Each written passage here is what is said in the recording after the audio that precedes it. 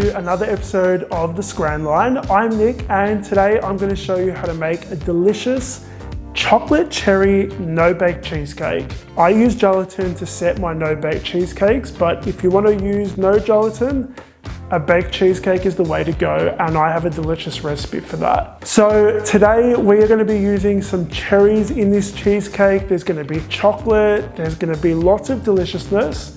But before we get into the recipe, I want to quickly remind you guys to make sure to subscribe to this channel so that you can keep up to date with all of my latest recipes. It's free, so I don't see a reason why you wouldn't subscribe. But also, if you are watching this video and you like it, hit the like button, because YouTube notifies everyone else if you hit the like button.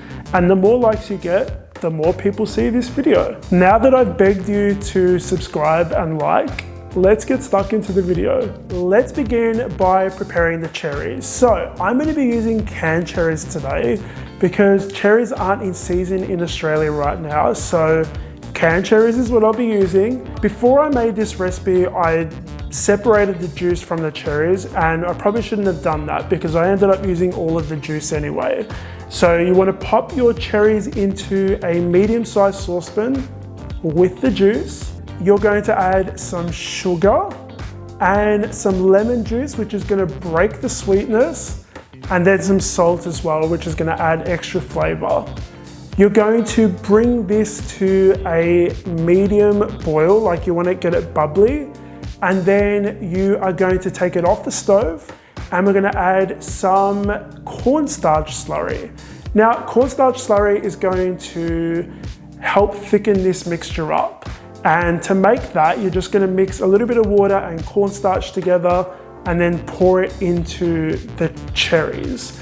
So you want to use a wooden spoon as soon as you pour it in to mix, so that you don't get a lumpy mixture.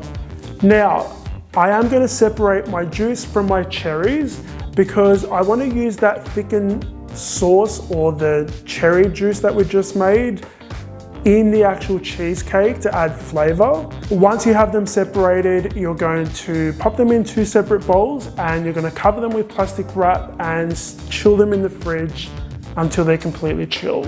Let's move on to making the base of this cheesecake. So we're going to be using some Oreos and some coconut just for some flavor and extra texture. And we're going to be popping that into a large food processor bowl and blitzing that until we reach a fine crumb. Then we're going to be adding some melted butter and blitz that to coat the crumbs. You want to transfer that into a 9-inch springform pan, and you're going to spread it around nice and evenly with a spoon and then press it firmly into the bottom of the cake pan. Once you have, you're going to pop this into the fridge and let it chill completely. And we're going to move on to making our cheesecake mixture. We are going to add some softened cream cheese into a large mixing bowl. I'm going to be using some cherry liqueur today, and this is purely for flavor. It's not going to make you drunk, but if you're someone that prefers not to use alcohol in your desserts or your cooking, you can leave this out. We're already going to be getting cherry flavor from the cherry juice that we'll be using. So to prepare the gelatin, I've added some water into a small mixing bowl, sprinkled my powdered gelatin on top, and then mixed that with a fork. We're going to let it bloom or set for 5 minutes and let that gelatin soak in the water. Then we're going to melt this for 30 seconds in the microwave and pour it into our cheesecake mixture. You want to mix on medium speed until it's really well combined. Next, you're going to add that cooled down cherry sauce that we made, and you're going to mix that in. And the final thing we're going to add for some sweetness and to help the cheesecake set as well is some melted white chocolate. When you melt your chocolate, you want to make sure that you let it cool down a little bit at room temperature before you add it into your cheesecake mixture.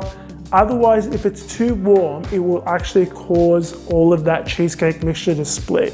Once you've mixed everything in and it's looking nice and smooth, we are going to add half of our mixture into our pre-prepared springform pan, and then we're gonna add those cooled down cherries on top, half of that mixture. Then we're gonna add the rest of our cheesecake mixture and finish off with the remainder of the cherries. We're gonna pop this in the fridge, let it chill completely for about 2 to 3 hours.